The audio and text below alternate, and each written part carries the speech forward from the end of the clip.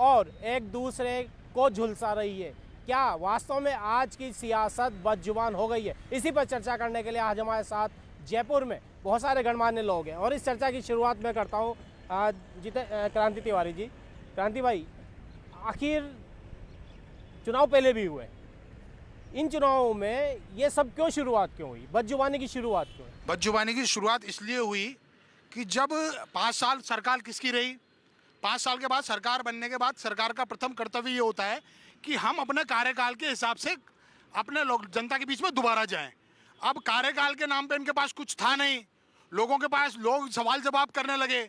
अब ऐसे में अपना लोगों से मुद्दों से, मुख्य मुद्दों से ध्यान भटकाने के लिए कभी मंदिर मस्जिद करने लग जाते हैं, कभी कब्रिस्तान शमशान की बात करने लग जाते हैं, कभी कहने लग जाते हैं कि विदेशों से, मुस्लिम कंट्रियों से इनके पास पैसा आ रहा है, कभी गाली गलौज पे उतर जाते हैं। तो ये अभद्रता कर देते हैं और सारे मुद्दे गौण हो जाते हैं। आज बेरोजगारी का मुद्दा हो, चाहे दूसरे अन्य जितने मुद्दे हो, इनके पास, सरकार के पास उपलब्धियों के नाम पे कोई एक ऐसी चीज नहीं है। आपने कहा कि उपलब्धियां नहीं है, ठीक है, आरोप प्रत्यारोप तो चलते हैं, लेकिन जितेंद्र भाई आप इस बात से सहमत होंगे कि व्यक्तिगत आरोप प्रत्यारोप न लगे, ऐसी राजनीति होनी चाहिए जो अभी नहीं है। ये बिल्कुल सही बात है। मैं आपकी इस बात से सहमत हूँ कि वर्तमान में राजनीति का सबसे घटिया दौर इस चुनाव में देखने को मिल रहा है। और सबसे बड़ी बात तो यह है कि व्यक्तिगत छींटाकशी के साथ साथ देश के स्वाभिमान को लेकर के, देश की सुरक्षा को लेकर के, देश की गरिमा को लेकर के जिस प्रकार की भाषा काम में ले रहे हैं, मैं बहुत लंबी बात नहीं कहूँगा। आज ही अशोक गहलोत साहब ने कहा कि पाकिस्तान में भी सर्जिकल स्ट्राइक होती है। देखिए आप ताजुब, देश में भारत द्वारा जब सर्जिकल स्ट्राइक होती है तो हमसे सबूत मांगे जाते हैं, सेना से सबूत मांगे जाते हैं। और अशोक गहलोत को इस बात की जानकारी है कि पाकिस्तान के अंदर सर्जिकल स्ट्राइक होती है, यानी इमरान खान से इस आदमी का हॉटलाइन के ऊपर संबंध है, लगातार बात हो रही है। इसलिए और किसी को सूचना नहीं है, पाकिस्तान की जनता को सूचना नहीं है, पाकिस्तान की सेना को सूचना नहीं है, पर अशोक गहलोत को इस बात की सूचना है कि पाकिस्तान द्वारा सर्जिकल स्ट्राइक होती है। इससे घटिया जितेंद्र भाई सर्जिकल स्ट्राइक छोड़े, मैं कर रहा हूँ, वो एक मुद्दा है, वो एक मुद्दा है। यही कहना चाहता हूँ कि इनसे सिर्फ 2 लाइन की बात है, इधर उधर की बात ना कर, ये बता कारवां कैसा लुटा। हम तो 2 लाइन की बात करना चाहते, और जनता भी यदि ये सवाल करने लग जाएगी ना, उस दिन अपने आप, चाहे कोई भी किसी भी दल का आदमी होगा, अपने आप झूठी सच्ची बातें करना बंद कर देगा।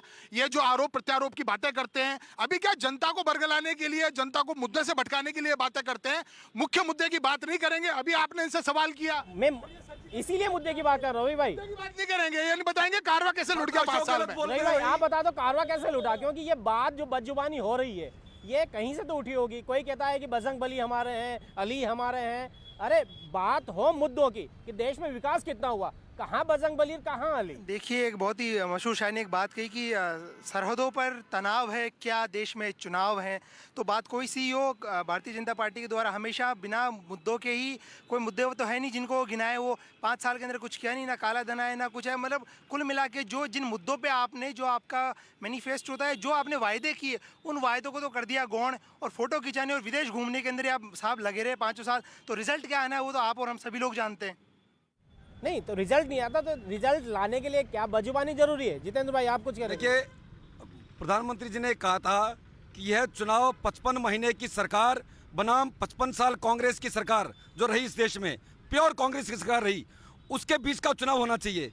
परंतु जिस प्रकार से दौर गुजरा और जिस प्रकार से एक प्रकार से आरोप प्रत्यारोप लेकर के अभी सुप्रीम कोर्ट का जो जजमेंट था, सुप्रीम कोर्ट का जजमेंट ये था कि एविडेंस को शामिल करे या नहीं करे, पर एक ऐसी पार्टी के जो कि नेशनल पार्टी है, उसके मुखिया झूठ बोलते हैं और ये बोलते हैं कि सुप्रीम कोर्ट ने भी इसमें भ्रष्टाचार मान लिया है। इससे ज्यादा बदतर बात, इससे ज्यादा झूठ का पुलिंदा नरेंद्र मोदी ये बोलते हैं कि सुप्रीम कोर्ट ने, अरे भाई मैं कह रहा हूँ कि बोलिए, अब आप सुनिए, आप सुनिए, झूठ का पुलिंदा आप जिस प्रकार से जनता के सामने परोस रहे हैं, ये जनता आपको माफ नहीं करेगी। जनता देख रही है, जनता समझ रही है इस बात को। क्रांति भाई, जितेंद्र भाई, सुप्रीम कोर्ट, चुनाव आयोग, आप कह रहे हैं कि सुप्रीम कोर्ट ने मान लिया, आपने कंटेम्प्ट जारी हुआ है, सुप्रीम कोर्ट के द्वारा कंटेम्प्ट का नोटिस जारी हुआ है राहुल गांधी को, इसलिए हुआ है क्योंकि वो आदमी झूठ बोल रहा है और देश की जनता के सामने झूठे तथ्य पेश कर रहा है। देखिए, बात कंटेम्प्ट की और सुप्रीम कोर्ट वाली नहीं थी, जो मुद्दा है वो है कि क्या बदजुबानी जरूरी है। मैं बताऊं आपको, भाजपा की 61 शिकायतें चुनाव आयोग की और कांग्रेस की 30 हुई, लेकिन अधिकतर पर कार्रवाई नहीं हुई। मतलब छूट दी जा रही है क्या? पीछे मीनाक्षी, क्या आदमी को ऐसा बोलने की छूट दी जा रही है? आपका ये जो टॉपिक है बदजुबानी की सियासत, इसका जीता जागता एग्जाम्पल आजम खान का ले लीजिए। आजम खान ने महिला की गरिमा को तार तार कर दिया, इससे बड़ी और कोई बात नहीं हो सकती। दूसरा, भारत माता को डायन किया उसको, तो और ये कहा कि अगर मुझे पीएम पद पे बैठा दिया जाए, प्रधानमंत्री इस्तीफा दे दे तो मैं पीएम पद का उम्मीदवार हूँ। तो क्या ऐसे व्यक्ति को लोकतंत्र में उम्मीदवार बनाने योग्य है ऐसा व्यक्ति? क्या आजम खान साहब को उस वक्त जूते नहीं मारने चाहिए थे जब उन्होंने भारत माँ को डायन कहा? क्या आजम खान साहब को महिला की गरिमा को तार तार करने का अधिकार है? उन्होंने वो सारी अश्लीलताओं की हदों को पार कर दिया जो पराकाष्ठा कहा जाता है। इससे ज्यादा और बदजुबानी क्या होगी? आप जो आजम खान की बात कर रहे हैं, मैं आपको बता दूं कि 15 दिनों में उनके ऊपर 4 मुकदमे दर्ज हो चुके हैं इस चीज़ के। आरको साहब, क्या जिस तरह से बोला जाता है, जिस तरह से बोला जा रहा है, जिस तरह से भाषण दिए जा रहे हैं, भड़काऊ कहें या किसी की इज्जत तार तार करने जैसी बात हो शब्दों के द्वारा, क्या आप मानते हैं ये इस लोकतंत्र के लिए उचित है? कहीं हम सही दिशा में जा रहे हैं? देखिए, बिल्कुल उचित नहीं है, दिशा भी सही नहीं है, लेकिन जो हो रहा है इसकी वजह जानने की कोशिश करिए आप। हो इसलिए रहा है कि हमारी 5 साल की जो सरकार मोदी जी की रही है, इन्हें अपने किए हुए काम की बात करनी चाहिए। ये लोगों को भड़काने के लिए भड़काऊ बात करते हैं, भड़काऊ बात करते हैं, फिर उसका जवाब भड़काऊ में आता है। तो कुल मिलाकर के जब भड़काऊ बात करेंगे तो जवाब भड़काऊ में आता है। नहीं, लेकिन ये कहाँ तक हुई कि अगर हम चुनाव जीत गए तो मायावती के जूते साफ करवाएंगे? ये कहाँ तक है शालिनी? देखिए, मैं इस बात को टोटली गलत मानती हूँ, और आप इस पॉलिटिक्स का नाम लेके आप अभद्र भाषा, डेरोगेटरी रिमार्क्स नहीं पास कर सकते। अगर आप देखें तो अभी निर्मला जी साउथ गई थी एंड वहाँ पे शशि थरूर जी बीमार थे, हॉस्पिटल में थे। ये भी अलग अलग पार्टीज़ के हैं, वो गई वहाँ पे, उनसे मिली।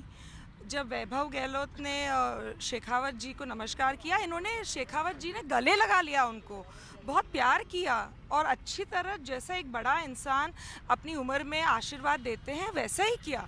तो आपको अपनी गरिमा तो मेंटेन करनी पड़ेगी। डेरोगेटरी रिमार्क्स, वो भी पब्लिक प्लेटफॉर्म पे सबके सामने, बिल्कुल भी नहीं लेना चाहिए। अब ठीक है, आपके मुंह से तो शीर निकलता है, लेकिन कुछ नेताओं के मुंह से तो गालियाँ निकल रही है ना, माँ बहन की गालियाँ निकाली जा रही हैं। आपने देखा होगा, आपने जो बयान दिया उसको तो तोड़ मरोड़ के मैं चौकीदार ने सबने इसकी वो तैयारियां पूरी कर दी, लेकिन एक विधायक ने मां की गाली दी राहुल गांधी को। राहुल गांधी को मां को गाली दी। विधायक, एक विधायक ने महिला का कितना बड़ा मां की गाली दी, उस पे किसी चौकीदार। मैं वही कह रहा हूँ कि गाली गलौज क्यों? यानी माँ की गाली कितनी वो होती है, ये गरिमा। मैं आजम खान ने जो कहा उसको गलत मानता हूँ, लेकिन एक विधायक ने माँ की गाली दी राहुल गांधी को, वो क्या जायज है? आजम खान के बेटे ने कहा कि ये मुसलमान है, इसके लिए इनके ऊपर आरोप दिया जा रहा है। आपने इतने गंदे भाषा को हिंदू मुस्लिम पे ले आए, उनका बेटा भी नहीं मान रहा कि जो उनके फादर ने किया। गाली दी है, आप जायज मानते हो क्या? नहीं, आप मैं जायज किसी मानते हो को क्या? भी गाली दी भी जायज नहीं मानती। गाली दी है, जिस गाली को बोल नहीं सकते। अगर कोई आपके कोई जाति सूचक गाली नहीं, जाति सूचक गाली नहीं है, नाम लेके एक बोला जन कुएं में कूदेगा तो क्या सब जन कुएं में नाम लेके बोला, नीरव मोदी, ललित मोदी, मोदी ले लेके बोला नाम। अपूर्वा कुछ बोल रही है, पूर्वा कुछ बोल रही है। क्या जयप्रदा जी तब तक ही महिला थी जब तक वो उनकी पार्टी में थी? पार्टी चेंज होने के बाद क्या वो महिला नहीं रहती? क्या आप उनके अस्तित्व पे कुछ भी आरोप लगा सकते हैं? और क्या बात कही गई है उसी पार्टी की एक महिला द्वारा? छोटी मोटी बातें राजनीति में होती रहती हैं, हाँ। और उन्हीं पार्टी के पिछले साल जो एक वक्ता थे, उन्होंने, मुलायम सिंह जी ने ये बात कही थी, बॉयज़ विल बी बॉयज़। हमें ये बात जानना चाहिए कि हम यहाँ बैठे हैं, हम समाज के रूप में एक हैं। हम अपने आप को यहाँ पे इसमें जो गलत है उसको एक साथ आके गलत कहें। आप यहाँ पे सब हैं, यहाँ चाहे महिला हैं, हमें ये बात गलत को गलत कहनी चाहिए। चाहे वो सोनिया गांधी जी हो, चाहे वो जयप्रदा जी हो, चाहे वो कोई भी हो।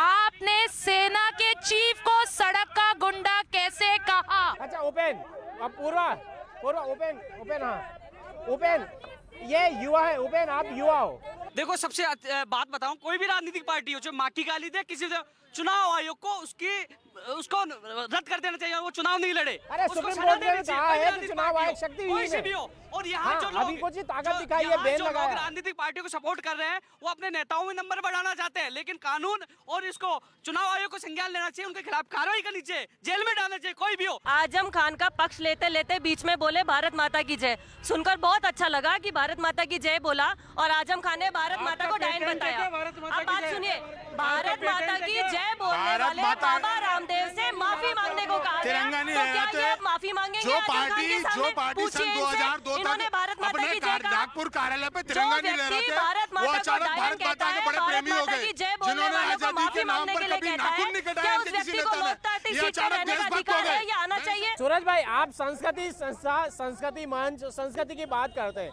क्या भारतीय राजनीति की संस्कृति ये है? देखिए, मैं तो ये कहना चाहूंगा कि देश में जब चुनाव होते हैं तो कहा जाता है कि कभी हनुमान जी लोकतंत्र को का दलित बताया जाता है, कभी हनुमान जी को जाट बताया जाता है, कभी हनुमान जी को आदिवासी बताया जाता होता है। है, और ऐसे महोत्सव के अंदर पूरे देश की नजर होती है, देश का पूरा परिवार बैठ के टीवी को देखता है, और ऐसे में बच्चे भी होते हैं, युवा भी होते हैं, महिलाएं भी होती है। तो नेताओं को चाहिए, चाहे किसी पार्टी के नेता हो, उनको चाहिए कि जो जुबानी गरिमा है उसकी मर्यादाओं को तार तार नहीं किया जाना चाहिए। अरे आपने चुनाव आयोग की बात कही, चुनाव आयोग की बात कही, चुनाव आयोग ने तो थोड़ी सी ताकत अब दिखाई है कि 72 घंटे और 48 घंटे के बैन लगाए, ठीक है, वो भी सुप्रीम कोर्ट के कहने पे। तो क्या आपको लगता है कि चुनाव आयोग जैसी संस्थाओं को मजबूत किया जाना चाहिए? गढ़वाल ये कहना चाहता हूँ, आज देश का जो 2019 का जो चुनाव है, आज वो विकास का नहीं, आज पूरे देश की एक ही मांग हो गई है कि देश में इस टाइम भारत मोदी जी हैं, वो एक देश के लिए विकास मॉडल अंतर्राष्ट्रीय बन चुके। ये जनता की आवाज़ है, मेरी आवाज़ नहीं है, ये आज पूरे भारत देश की जनता की आवाज़ हो गई कि एक बार नरेंद्र मोदी जी को दोबारा मौका देना चाहिए। लेकिन इस बात से हम सहमत हैं कि जितने भी दल और विपक्षी दल हैं उनको अपने मर्यादा में भाषण देना चाहिए, जबान नहीं पिछलनी चाहिए, क्योंकि वो एक बड़े पद पर बैठे हुए हैं। हाँ। की बात बोलना चाहूंगी, जिस देश के नेता ही अपनी मर्यादा भूल चुके हों, क्या वो नेता कहलाने लायक हैं? क्या क्या क्या वो हमारी संस्कृति में, किसी भी तरह लोकतांत्रिक संस्कृति में उनको हम कोई जगह दे सकते हैं? और हम किस तरह से लोकतांत्रिक व्यवहार को तार तार कर रहे हैं, कि हमें सोच, आज हम बैठ के यहाँ हंगामा तो बहुत कर रहे हैं, हम ये बोल रहे हैं कि साहब हमारे वो नेता होने चाहिए, लेकिन इनसे पूछिए बेरोजगारी का मामला उठाते हैं या कोई भी उठाते हैं, पहले उन नेताओं ने जो हमारी स्त्रियों का तार तार कर रहे हैं, जो भारत माता को गाली दे रहे हैं, क्या अब उनको सीट देने के लायक है वो? आप फिर बात करिएगा सारे के सारे। आप लोगों को शर्म नहीं आ रही है बैठ के किस तरह की बातें कर रहे हैं? पंकज फोर्टी के सदस्य हैं, व्यापारियों का प्रतिनिधित्व कर रहे हैं। पंकज आप बताइए। व्यापारियों का प्रतिनिधित्व कर रहा हूं मैं। अगर इस देश की विकास के मुद्दों की बात करूं तो मैं उसकी बात कर रहा हूं। क्या हमने इस देश में जनप्रतिनिधि को योग्यता के आधार पर चुनने के बजाय हमारे देश में ये समस्या अब हो गई है कि हम पार्टीगत प्रतिनिधि चुनने लगे हैं।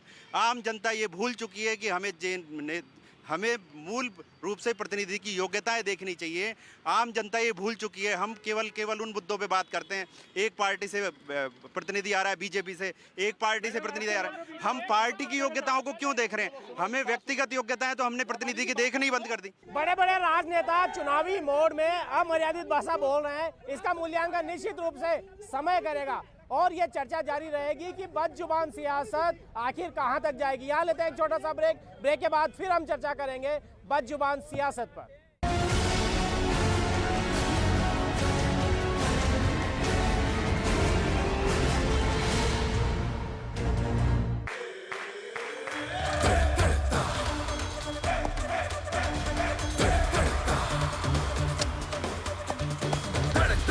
जोश है तेरा केसर का बल्ला घुमा। जब हो जुबान पे केसर और जोश दिलों में, तो इंडिया खेलेगा अपने ही अंदाज से। विमल बोलो जुबान केसरी। लॉर्ड्स, क्रिकेट की जन्नत, काश मैं वहां जा पाता। इस बार मेरी किटी खुल जाए तो मॉड्यूलर किचन पक्का। अब होगी हर विश पूरी दैनिक भास्कर के रन बनाओ करोड़ों के इनाम पाओ कॉन्टेस्ट के साथ। पढ़िए दैनिक भास्कर और दूसरे दिन पेपर में दिए रन्स कलेक्ट कर बनाइए सेंचुरी। शतक मारने वाले को मिलेगा इंग्लैंड में हॉलिडे मनाने, शिखर धवन से मिलने, रॉयल एनफील्ड या मॉड्यूलर किचन जीतने का मौका। इतना ही नहीं और भी बहुत कुछ। तो देर किस बात की, आज ही दैनिक भास्कर सब्सक्रिप्शन शुरू करने के लिए 8955008888 पर मिस कॉल दे या रजिस्टर करें www.bookmydb.com पर और जल्द से जल्द पहुंचिए शानदार शतक की मंजिल पर। लम्हे छोटे से ये जिंदगी से भरे, इन्हें हाथों में भर ले और जी ले जरा। मुसाफिरा तू है चला मुसाफिरा रे। छोटे छोटे लम्हों का अनोखा सफर, कमला पसंद, अनोखा स्वाद। अब धोखा नहीं खाएंगे, कांग्रेस सरकार लाएंगे। न्याय हो, उन्नति हो, न्याय हो, प्रगति हो, न्याय। किसान पाए, हर नौजवान पाए, रोजगार लाए, मिटा दे नफरत, प्यार लाए। अन्याय मिटाने के लिए उठा मैं एक तूफान हूँ। मैं ही तो हिंदुस्तान हूँ, अब होगा न्याय। मैं ही तो हिंदुस्तान हूँ, अब होगा न्याय।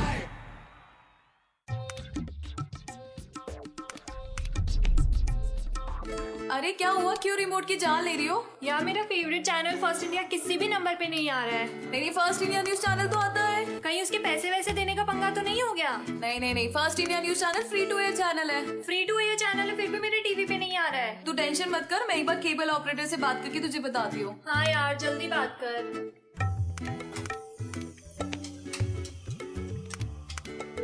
Hello cable operator sir, first India news channel free to air channel है, फिर वो आ क्यों नहीं रहा? आप एक काम करिए, इसको 100 फ्री चैनल्स में ऐड कर दीजिए। Okay thank you. हैप्पी बहुत।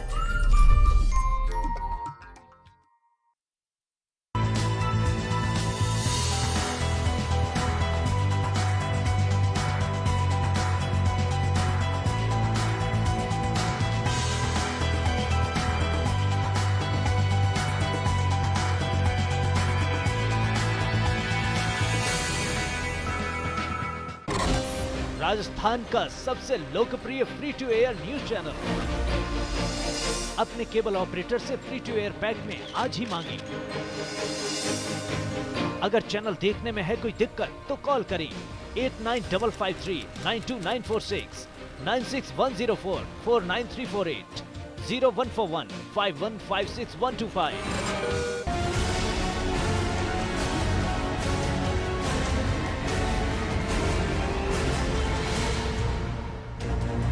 ब्रेक के बाद फिर से आपका स्वागत है। हम बात कर रहे हैं चुनावी मोड़ में बदजुबान सियासत की। और यहाँ पे कपिल, क्या लगता है जिस तरह जा रहे हैं, जिस समय हम जा रहे हैं, वो क्या आने वाले सालों में राजनीति इससे भी खराब हो जाएगी? देखिए भाई साहब, आपका जो विषय है, इस विषय के लिए मैं आपके चैनल को साधुवाद कहता हूँ, धन्यवाद कहता हूँ, पहली बात। दूसरी बात ये कि आपने देखा होगा पिछले 55 महीने में विपक्ष के पास में कोई मुद्दा नहीं था, तो उन्होंने बदजुबानी को अपना एक वो बना लिया और उसी के ऊपर अभी हाल ही में सुप्रीम कोर्ट के ऊपर मतलब कॉन्स्टिट्यूशन इंस्टीट्यूट पे हमला करने के लिए बाकायदा राहुल गांधी पे मीनाक्षी लेखी जी ने FIR दर्ज कराई है, वो आपको अपडेट है। उसके अलावा इन लोगों के पास कोई मुद्दा नहीं है। विपक्ष अपनी जमीन इस प्रकार खो चुका है कि वो तथ्यहीन बातें करने लग गया है और कुछ नहीं मिलता है तो बेबुनियादी बोलने का स्तर इतना नीचे गिर गया है। मंजू जी को दीजिए एक बार। मंजू जी, क्या वास्तव में आज राजनीति, आज जो परिदृश्य है उसमें राजनीति, मैं ये बोलना चाह रहा हूं कि क्या वास्तव में राजनीति में महिलाएं या बच्चों के साथ अब भाषण सुने जा सकते हैं? बिल्कुल, आपने जैसा अभी पूछा कि आजकल की जो बुद्ध-जबानी भाषणों में हो रही है उसको क्या महिलाएं या हम लोग बच्चों के साथ जाकर के सुन सकते हैं? बिल्कुल, मैं कहना चाहूँगी जिस तरीके की बदतमीजी की जबान जो आजकल यूज़ कर रहे हैं लोग बाग, तो वो तो हम बच्चों को सुना भी नहीं सकते और खुद भी नहीं सुन सकते। जिस तरह आजम खान जी ने जितनी मतलब मैं समझ सकती हूँ कि इससे ज़्यादा कोई गंदे शब्द या इससे गंदी मानसिकता के हिसाब से वो जवाब नहीं दे सकते थे। जो महिला को वो खुद लाए उनके बारे में इतनी गंदी बात पब्लिकली उन्होंने बोली है, कोई बोल नहीं सकता है। तो ये आप देखो, आप ये देखो, और बाकी जो विकास की बात है, जनता की आवाज ये हो चुकी है। बाकी जो देश में बाकी जो विकास की बात है, हमारे पास विकास का बताने के लिए बहुत कुछ है, इनके पास विकास को बताने के लिए कुछ भी नहीं है। कर सकता है और दूसरी बात, मैम नॉन पॉलिटिकल हैं, सामाजिक कार्यकर्ता हैं। मैं आपसे जानना चाहूंगा कि जिस तरह से बोला जा रहा है, क्या समाज सही दिशा में जाएगा? बिल्कुल गलत दिशा में जाएगा। यंगस्टर्स क्या सीखेंगे, छोटे बच्चे क्या सीखेंगे इस चीज से? और मैं तो ये कहती हूँ कि भारत, हम लोग इतना प्राउड है कि मुस्लिम, हिंदू, क्रिश्चियन हम मिलकर रहते हैं। किसी के मन में ये नहीं है कि वो मुस्लिम है, पर कुछ कमेंट्स ऐसे आते हैं जिसको सबको बाइकआउट करना चाहिए। जैसे अभी उन्होंने कहा कि ये जो शिवलिंग है ये बिच्छू की तरह है, इसके ऊपर जो जूता भी नहीं मार सकते हम। What is this language? Shashi Tharoor ji कह रहे हैं ये लैंग्वेज अनपार्लियामेंट्री है, और पार्लियामेंट्रियंस ऐसी लैंग्वेज यूज कर रहे हैं। हम सबको नहीं मेरे को और फिर भी हम ऐसे लोगों को वोट देते हैं। हाँ? एक और प्रश्न अभी आया था कि मुझे मुस्लिमों के वोट नहीं चाहिए, एक नेता ने कहा। कहाँ तक सही है? जाति, धर्म और मस्जिद मंदिर के नाम पे चुनाव होगा, देश का विकास नहीं होगा, देश में द्वेषता फैलेगी। देश का विकास तब होगा जब युवाओं को सबको साथ लेके चलेंगे। और एक चीज, जो लोग चौकीदार लगा रहे, अच्छी बात लगा रहे, जो सांसद है वो क्या चौकीदार की फीस लेगा क्या? जो पैसे बचे वो देश के नाम करे, देश के विकास करे। केवल चौकीदार की फीस ले 8,000 रुपए, 5,000 जो मिले वही ले, और बच्चे पैसे देश के नाम के लिए विकास में लगाए। महेश जी, कुछ चंद पंक्तियां हैं जो शायद मेरी बात का हल कर दे। चंद पंक्तियां हैं। इस धरती का क्या चांद सितारा का होगा, बहती नदियों के नाम रखे हमने, बहती धाराओं का क्या होगा, शिव की जटा से बहती गंगा भी पानी है, आबे जमजम भी पानी है, मुल्ला भी पिए पंडित भी पिए, पानी का मजहब क्या होगा। इन फिरका प्रस्तों से पूछो, इनकी फिरका प्रस्तों से पीछे कोई, क्या सूरज नया उगाओगे? एक हवा में सांस है सबकी, क्या हवा नहीं चलाओगे? बहुत बढ़िया, बहुत बढ़िया। दादा, राजनेता तो सूरज को भी निकलने की कोशिश कर रहे हैं। हाँ, मैं उसी पे आ रहा हूँ। क्या खुदा ने मंदिर तोड़े हैं या राम ने मस्जिद तोड़ी है? मैं कहना ये चाहता हूँ। अब ये नौबत कब आई? आजम खान का नारा लगाने से उनको वोट मिलेंगे, उनको पता अच्छी तरह से। आजम खान का वो विरोध नहीं कर सकते। तो स्थिति यह है देश की कि हमारे समझदार लोग इस देश को कूड़े के ढेर में ले के जा रहे हैं। प्रश्न ये है कि कार्रवाई कौन करे? चुनाव आयोग को भी टारगेट किया जा रहा है। शालिनी प्रश्न पूरा कर दो एक बार। बातें करेंगे, ऐसे ही चिल्लाएंगे और ऐसे ही मस्करी बनाएंगे। इसके लिए रोजगार हो रहा है और रोटी खा रहा है चूल्हे पे बैठ के। बिल्कुल ये उज्ज्वला योजना का है। पंकज मेरा प्रश्न पूरा जाओ तो नहीं। एक प्रश्न है, बहुत बड़ा प्रश्न है कि सब अपनी भाषा में बोले जा रहे हैं। आखिर कार्रवाई कौन करे? जब चुनाव आयोग को संजय राउत जैसे लोग ये कह देते हैं कि अब चुनाव आयोग कुछ नहीं है, तो फिर ऐसी कौन सी संस्था है? राउत इनका आदमी बोलेंगे नहीं उसके कौन संस्था है? अरे इनके मंत्री ने कहा कि मेरे को गिरफ्तार करो। अभी यूपी में हुआ था, नहीं हुआ था? वो IAS को कह रहे थे कि मेरे को गिरफ्तार करो। बात है डिग्री। अगर मैं कहूँ कि मैं कम पढ़े लिखा हूँ या आप कम पढ़े लिखे हो, ये बदजुबानी नहीं है। बदजुबानी ये है कि हम किसी की इज्जत पर पत्थर फेंके, किसी की तरफ पत्थर फेंके और चोट लगे। चोट किसको लगे? उस व्यक्ति को ही नहीं, पूरे देश को चोट लग रही है इस भाषा से। देखिए, पब्लिक प्लेटफॉर्म पे हमारा जो बोलने का तरीका होना चाहिए वो बहुत ही सौम्य और सही होना चाहिए। अगर हम ऐसे चिल्लाएंगे और अभद्र भाषा बोलेंगे, और जैसे आप बोलते हो कि जोश में आके होश नहीं खो सकते, जोश में आके आप ऐसे शब्द नहीं बोल सकते जो ज़िंदगी भर आपके ऊपर एक कलंक बन के रहें। ये आज तो आप एक पार्टी के अंदर हो, कल आप दूसरी पार्टी में आ जाओगे। आप क्या बताएंगे दूसरों को? आप अपनी गरिमा में रहिए, जो भी बोलना है सब वन एट अ टाइम बोलिए, सुनेंगे भी लोग, समझेंगे भी लोग। एक और चीज है, आप उस सब सहमत होंगे कि जब से मीडिया नेताओं को ज्यादा दिखाने लगा है तब से ये बदजुबानी बढ़ी है। इस बात से सहमत है जितेंद्र भाई? देखिए, बिल्कुल सहमत हूँ इस बात से कि मीडिया के ज़्यादा कुछ लोग तो बोलते इसलिए हैं कि उनको किसी न किसी प्रकार से उनको लगता है कि मीडिया में हम आएंगे ऐसे। जब कांग्रेस का आधार खत्म हो गया तो इस प्रकार की भाषा बोल के ही वो अपना अस्तित्व बचाना चाहते हैं। अपने अस्तित्व की लड़ाई लड़ रही कांग्रेस इस प्रकार की बदजबानी के ऊपर आ गई है। और अभी नहीं, विधानसभा चुनाव के अंदर भी देखा कि जो व्यक्ति फिरोज खान का पोता है वो कहाँ से ब्राह्मण हो गया। झूठ, यहाँ भी झूठ।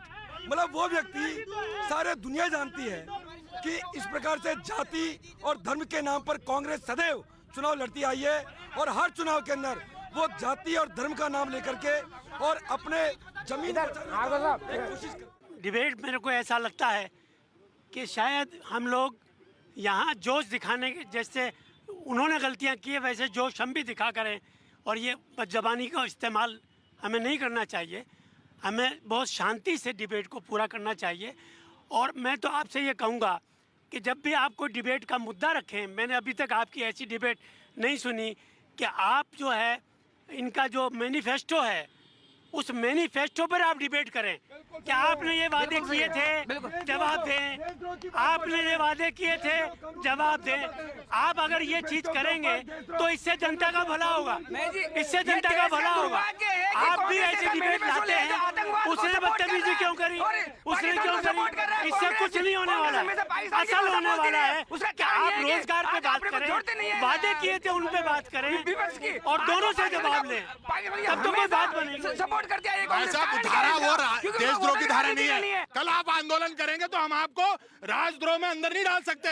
हमने आजादी दी आम आदमी को, हमने आम आदमी को आजादी दी है। जिस तरीके से ये लोग सरकार के खिलाफ, राज के खिलाफ कोई आवाज बुलंद करता है तो ये लोग उसको देशद्रोह के नाम पर अंदर डाल देते हैं, राजद्रोह के नाम पर अंदर डाल देते हैं। हिंदुस्तान में भारत माता की, भारत माता की, वंदे वंदे वंदे, भारत माता की।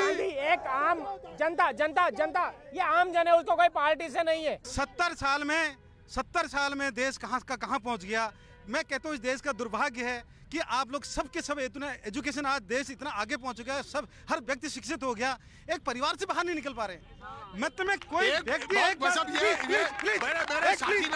मेरे साथी ने बहुत अच्छा मुद्दा उठाया, सुनिए, मेरे साथी ने बहुत अच्छा मुद्दा उठाया, सुनिए, लेकिन मैं आपको मानने के जवाब भी सुनना पड़ेगा आपको। कि आप उस व्यक्ति का विजन है क्या, कोई कहीं पे भी कहीं दिखता है कि वो राहुल गांधी प्राइम मिनिस्टर के लायक है, कहीं पे भी उसका विजन कोई। देखिए मैं एक चीज मैं बताऊं, जो बदजुबानी करने वाले हैं वो गिनती के और हमेशा करते हैं, फिर भी जनता उनको चुन के लाती है। क्यों? प्रतिष्ठित पद है और उस पद पे ये व्यक्ति द्वारा चोर